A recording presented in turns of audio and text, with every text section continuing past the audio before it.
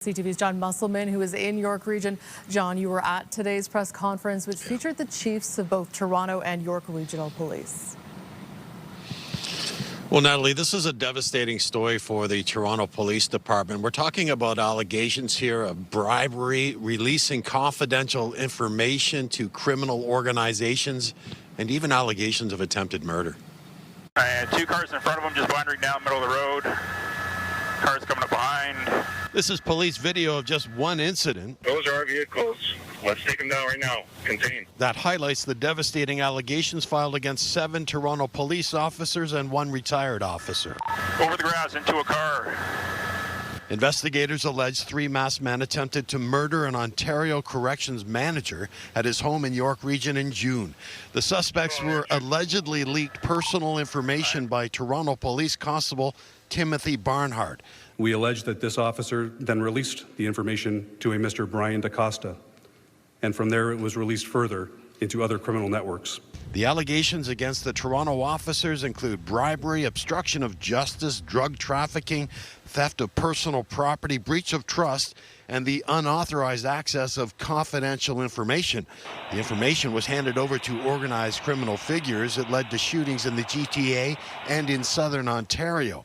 At least one shooting is connected to the gun violence plaguing the tow truck industry. This news is both shocking and completely unacceptable. Corruption has no place in policing. Toronto Police Chief Myron Demkew calls it a painful moment for the force, and he has asked the Inspector General of Policing to investigate. This is a painful and unsettling moment. It needs to be addressed openly, and it needs to be addressed honestly.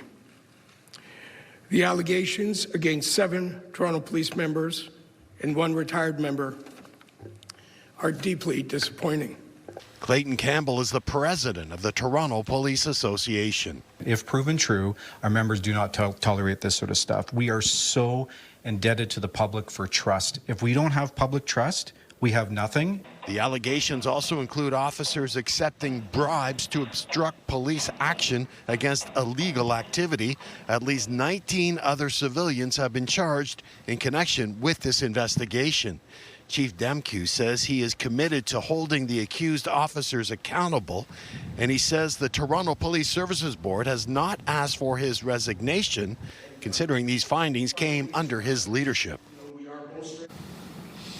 And Natalie, Nathan, this was a very complex investigation. We're told more than 400 officers were involved in this internal investigation, and they tell us that this investigation is still ongoing.